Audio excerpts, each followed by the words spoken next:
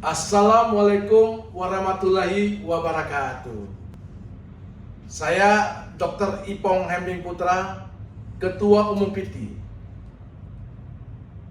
Hari ini saya mendengar dari salah satu oknum yang selalu memberikan ceramah, yang selalu mendiskreditkan pria, seakan-akan pria itu brengsek, pria itu jahat, pria itu nakal, pria itu tidak berguna. Jadi seluruh pendapatan seorang suami wajib dan harus diserahkan kepada istrinya, dan jadikanlah istrinya sebagai ratu di dalam rumah, dan nanti Allah akan memberikan rezeki kepadamu. Apakah dalam mendiskreditkan tersebut? Apakah boleh? Pada wawancara itu kadang-kadang suka sembarang ngomong. Maka hari ini saya mau tanyakan kepada umat Kristiani, Bapak Ricky Hosada, aktor laga di Republik ini. Pak Ricky, bagaimana pendapat Bapak tentang apa yang saya utarakan tadi? Terima kasih Pak Dr. Ipong Hembing, kita bisa bertemu sekarang ini. Juga Pak Edi Prabowo, Edi Wibowo. Terima kasih Dr. Edi Wibowo. Kita bisa berbincang-bincang tentang masalah kehidupan suami istri dan manusia ini. Kita bisa sharing, saya senang sekali. Saudara-saudara, kalau saya mendengar tentang dari Dr. Ipong Hembing tentang penceramah berkata demikian, menurut saya mengutip dari kitab Kristiani Perjanjian Lama, yaitu Kejadian pasal 1 ayat 26 sampai 28. Demikian firman Tuhan. Tuhan berfirman, mari kita menciptakan manusia seturut gambar dan rupa kita. Tuhan menciptakan manusia seperti Tuhan, berarti tidak jahat. Menciptakan Adam dari debu tanah, kemudian mengambil rusuk Adam dijadikan seorang wanita sebagai penolong. Itulah awal mulanya. Jadi Tuhan memberkati mereka, menjadikan mereka satu. Jadi Tuhan mau laki-laki itu baik, bertanggung jawab. Jadi tidak semua laki-laki demikian. Wanita juga banyak yang baik, laki-laki pun demikian.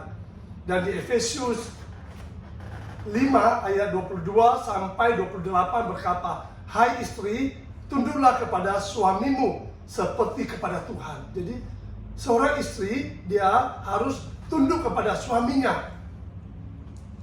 Karena suami sebagai kepala yang mengepalai rumah tangga. Dan suami juga melindungi istri, mencukupkan kebutuhan istri. Bukan berarti semua harus diserahkan kepada istri keuangannya. Suami mencukupkan, berarti ada juga suami pegang. Kalau suami dengan ikhlas, dengan rela memberikan semua kebutuhannya dipegang oleh istri karena dia mempercaya, oke aja. Dan selanjutnya firman Tuhan berkata, hai suami, kasihlah istrimu seperti dirimu sendiri. Suami pun perlu mengasihi istri. Jadi di sini ada timbal balik, saling mengasihi. Karena Tuhan adalah kasih. Di sini pendapat saya sebagai umat Kristiani. Kalau dalam rumah tangga ada kekurangan, ada kesalahan, saling mendoakan dan saling memaafkan. Itu yang Tuhan inginkan, terus diperbarui karena manusia tidak ada yang sempurna. Kita semua banyak kelemahan, banyak kekurangan. Ada memang lelaki yang tidak bagus, tapi tidak semua. Banyak juga laki-laki yang baik, yang bertanggung jawab. Demikian pun wanita, ada yang baik, ada yang kurang.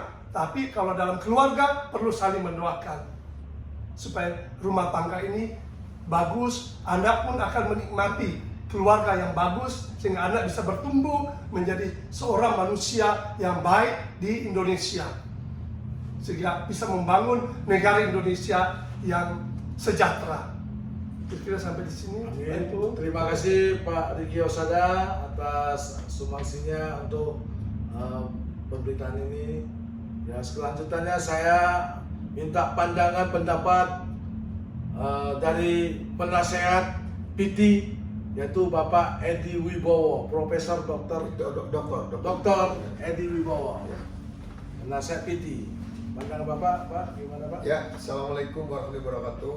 Jadi, menurut pandangan saya, suami itu adalah sebagai kepala rumah tangga. Ya. Artinya, rezeki suami itu adalah rezeki daripada istri. Ya. Suami boleh menyayangi istri karena itu kewajibannya. Ya. Dan istri pun tunduk kepada suami karena pada dalam hadis Rasulullah mengatakan, Ya. ketika istri aja mau menaikkan surat sunnah, puasa sunnah, itu harus izin dulu kepada suami. Ya. Kalau suami tidak mengizinkan, jangan. Ya. Ya, surat sunnah ya, puasa sunnah. Kalau wajib harus, tapi sunnah, kalau sunnah Senin Kemis itu harus izin sama suami. Karena istri harus patuh pada suami, bukan berarti istri sepatu sama suami, artinya suami dicap sebagai suami yang jahat, yang segala macam dan segala itu tidak benar. Karena suami itu kepada istri ada penuh kasih sayang. Ya. Jadi ada satu orang mengatakan bahwa suami itu kelakuannya bejat apa itu pandangan yang tidak etis ya, yang kurang berbicara bijak. Karena dalam Islam bahwa suami itu harus betul-betul melindungi istri. Ya. Karena dalam hadis Rasulullah, surganya itu ada di suami, Betul. ya kan? Ya. Tapi ketika seorang laki-laki surganya di seorang ibu. Ya, jadi kebalikan. Tapi kalau seorang istri itu surganya dari suami. Kalau istri tidak taat kepada suami berarti untuk surga susah. Ya. Jadi karena surga di pintu mana aja itu kalau ketika si seorang istri mengabdi pada suami betul-betul taat. Dan contoh lagi, ketika suami pergi kemanapun ada tamu laki-laki jangan diterima, harus tidak ada menunggu suami. Betul. Ya. Dan nanti pun ada suami si istri tidak menamai sebentar dia ke belakang.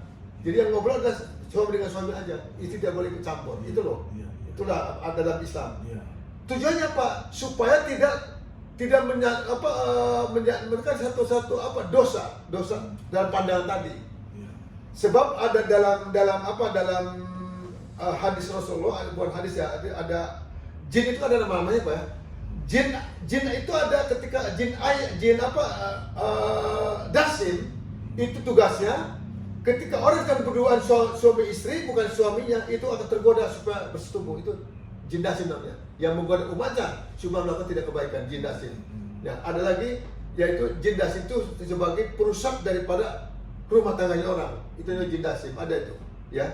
Karena jin juga punya tugas masing-masing. Jin dasim, jin konjab adalah tugasnya supaya orang itu malas sholat, itu jin konjab ya.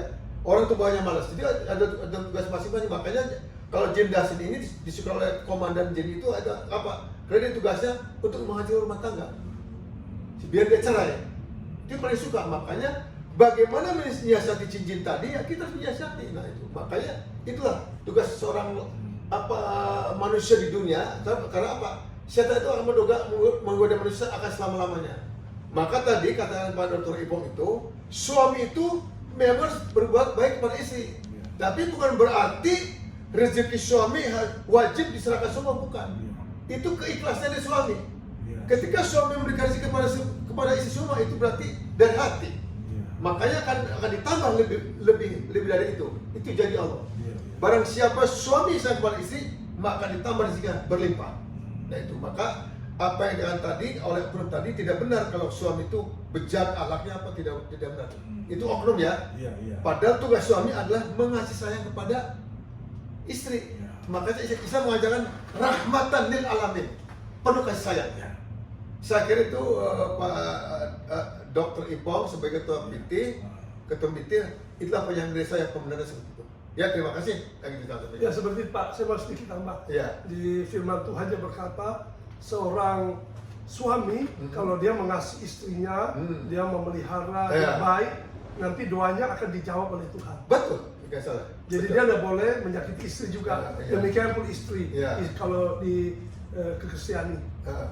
dia perlu saling mengasihi. Satu dan kedua. Jadi istri pun tidak boleh Tidak boleh. meninggalkan suami, itu pun nggak boleh, dosa. Iya, iya. Barang siapa istri meninggalkan suami tanpa izin suami, maka dosa besar. Ya kan? Tugas kita adalah taat kepada suami.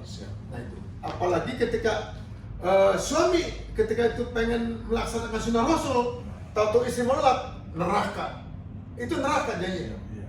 Ya kan? Karena apa? Kewajiban suami menjadi malam itu menolak sunnah Rasul, atau si istri nggak mau, itu neraka udah pasti. Ya itu. Makanya dengan yang saya dengar itu, saya harap penceramah-penceramah jangan sembarangan memberikan pendapat atau pandangan kepada rumah-rumah tangga yang harmonis sehingga mengakibatkan jadi kurang harmonis ke depannya. Jadi jangan menyatakan, jangan diskreditkan lelaki sebagai lelaki itu pendusta, pembohong. Saya hari ini memberikan pandangan ke depannya supaya jangan penceramah sembarang ngomong lagi. Dengan akhir kata saya mengatakan wabillahi taufiq wa hidayah.